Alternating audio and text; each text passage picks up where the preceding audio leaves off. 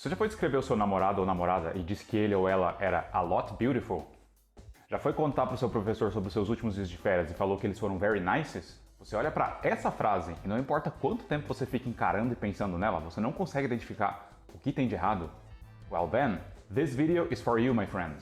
Eu reuni aqui nesse vídeo 3 erros que são extremamente comuns de serem cometidos por brasileiros na hora de falar inglês e que eu percebo no meu dia a dia como professor. E se você acha que você está livre desses problemas e que você não comete esses erros, think again. Muitas vezes eu vejo até mesmo meus alunos avançados cometendo erros desse tipo, justamente porque eles são erros ninjas, difíceis de perceber, quase invisíveis muitas vezes. So, let's begin with mistake number 1. Se você já falou, I have a girlfriend, she's a lot beautiful, ou talvez, I like very English, ou ainda algo do tipo I have very friends, ou similares, então você já cometeu um erro clássico de inglês. Eu admito que dos 3 erros que nós temos aqui nesse vídeo, esse daqui é o mais de iniciante, que geralmente costuma ser cometido mais por pessoas que realmente começaram há muito pouco tempo a estudar inglês. E, em geral, quem já é um pouco mais intermediário ou avançado, consegue perceber de cara o que tem de errado nessas frases. So, what's the problem? Bem, o problema aqui, e que na verdade também vai ser o problema em outro erro que a gente vai ver nesse vídeo, é o que a gente chama de L1 interference, ou interferência da nossa língua nativa, na nossa língua número 1, que no nosso caso é o português. E o português interfere muitas vezes na nossa capacidade de falar inglês, porque mesmo inconscientemente a gente fica tentando adaptar e traduzir literalmente palavras, frases, estrutura do português para o inglês, achando que elas vão fazer sentido perfeitamente no inglês também, assim como fazem no nosso idioma, o que muitas vezes não é o caso. E nesse caso aqui, o problema é com a palavra muito, que em português fica muito. Nesses 3 exemplos aqui, se nós passarmos essas frases para o português, nos 3 casos nós temos a palavra muito em algum lugar. Right, here, here and here. But the problem é que a palavra muito tem uma série de correspondentes diferentes em English, dependendo do que a gente está querendo dizer e de qual tipo de palavra a gente quer modificar com esse muito. Seja um substantivo, um adjetivo ou um verbo. Em outras palavras, eu quero dizer muito o quê? Nesse primeiro caso aqui, a palavra muito modifica a palavra bonito, que é um adjetivo, adjective. Quando temos adjetivos em inglês, ou seja, aquelas palavras que modificam ou qualificam um substantivo ou pronome, nós usamos um advérbio para modificar a intensidade desse adjetivo, como por exemplo o advérbio very. Então, a palavra very significa muito quando estamos modificando um adjetivo. Beautiful, ugly, tall, hard, noisy, red, são todos exemplos de adjetivos. Então, se eu quero dizer muito feio, muito alto e etc., eu posso falar very ugly, very tall. Agora, e o segundo caso? Bom, aqui nós temos um verbo, o verbo like, sendo modificado pela palavra muito. Eu gosto muito de inglês. But wait, a gente viu que very por si só é usado para modificar adjetivos e não verbos. So what do we do? Bom, no caso de verbos, a gente tem algumas opções. Primeiro, nós podemos usar o advérbio really quando se trata de verbos que indicam preferência, como like, love, hate, enjoy, etc. I really like English. My sister really enjoys listening to music. E sim, só o really. Very não pode. Nós também podemos usar a lot, só que ele vai no fim da nossa frase. O a lot pode tanto ser usado para verbos de preferência e também para verbos no geral, que indicam ações que nós fazemos muito. I like English a lot. My sister enjoys listening to music a lot. Mark writes a lot. E eu também posso usar very much ou so much, também no fim da frase, da mesma forma que o a lot. I like English so much. My sister enjoys listening to music so much. Mark writes so much.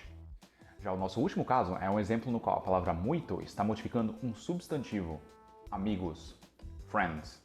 Novamente, a gente não pode usar very sozinho aqui, porque lembra que o very modifica adjetivos, right? Com substantivos, o buraco é um pouquinho mais embaixo. Nesse nosso caso aqui, nós podemos usar a palavra many, por exemplo. I have many friends. E isso porque a palavra friends é um substantivo contável. One friend, 2 friends, 50 friends. Se for um substantivo não contável, como time, aí nós podemos usar much. I don't have much time. E em todos os casos nós podemos também usar a lot, que é universal. I have a lot of friends, I don't have a lot of time. Então, no nosso erro número 1, cuidado com a palavra muito em inglês, pois ela tem inúmeras formas diferentes, ok? Para garantir que você entendeu, aqui vão 3 exemplos de frases onde a palavra muito foi removida em English. Você precisa achar o muito adequado para cada um. Eu Eu vou dar alguns segundos para você pensar e tentar encontrar qual que é o muito mais apropriado para cada uma dessas frases. Mas você pode também, é claro, pausar o vídeo e tentar resolver. E se você respondeu "The car is very slow" ou "really slow" ou "extremely slow", "There are many people at this party" ou "There are a lot of people at this party", "Sam goes to the gym 6 times a week", "She trains a lot" ou "She trains so much". Congratulations, você acertou todas as frases. Now, to mistake number 2. Qual é o problema de falar "very nices"? Ou de falar, por exemplo, "I have others problems to worry about". Ou ainda, "I saw 3 houses today. They were reds". Bom, o problema aqui, novamente, é L1 interference, interferência do nosso bom e velho português no nosso falar de inglês. Em português, adjetivos são pluralizados quando necessário. Isso significa que, quando nós temos mais de um substantivo sendo qualificado, como casas, a gente coloca o S do plural no adjetivo também. Casas vermelhas, casas grandes. But not in English. Adjetivos são invariáveis em inglês, my people. Não existe reds houses, porque red, sendo uma cor, é um adjetivo. É red houses. Nice também é um adjetivo, e portanto a gente não pode falar very nices, e sim very nice. Mesmo que o que seja very nice seja uma coisa plural. My vacation days were very nice. Ah, Gabriel, mesmo que o substantivo esteja no plural, eu faço isso? Yes. Beautiful houses. Fast cars. Other problems. Então, cuidado para não errar isso, viu? É um erro bem simples de entender, mas muitas vezes difícil de corrigir, principalmente no nosso speaking. E principalmente com alguns casos específicos, como por exemplo da palavra other, que é muito comum as pessoas falarem others, quando elas devem falar other, like other problems, not others problems. Other things, e não others things. E assim por diante. Mistake number 3. Esse aqui é traiçoeiro, viu? E todo mundo faz isso daqui. É um dos problemas do inglês mais difíceis de se corrigir, na minha opinião. Justamente porque é um problema pequenininho, que quase sempre passa despercebido. E por isso mesmo, pega até mesmo gente que fala inglês muito bem, viu? Então, voltando para nossa frase lá do começo do vídeo. What's the problem here? Well, the problem is this. And this. Mais precisamente, existe uma falta de concordância aqui entre sujeito e verbo, que tem a ver com um dos aspectos mais básicos do inglês, o present simple. Quando a gente aprende o present simple pela primeira vez, primeiro a gente fica maravilhado. Nossa, então quer dizer que não existe nenhuma conjugação em inglês e o verbo fica sempre igual para todos os sujeitos? Depois a gente fica menos entusiasmado quando a gente aprende que na verdade existe uma conjugação específica no present simple, que é quando nós estamos usando a terceira pessoa do singular, he ou she, right? He works, she does, John watches TV every night. She doesn't go to the gym. E aí depois de muita prática e muitos erros, a gente finalmente entende que a gente precisa começar a conjugar o verbo quando a gente está utilizando a terceira pessoa do singular, he ou she. E depois disso, fica tudo bem, right? Right? No!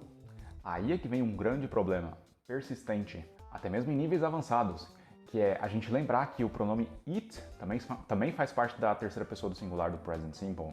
E, portanto, também precisa vir com os verbos conjugados. Só que o it é mais complexo da gente entender justamente porque o he ou she, eles são representações fáceis, afinal, eles representam uma pessoa.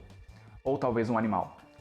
Enquanto que o it representa todo o resto, que não seja uma pessoa ou talvez um animal. A building is an it. Your backpack is an it.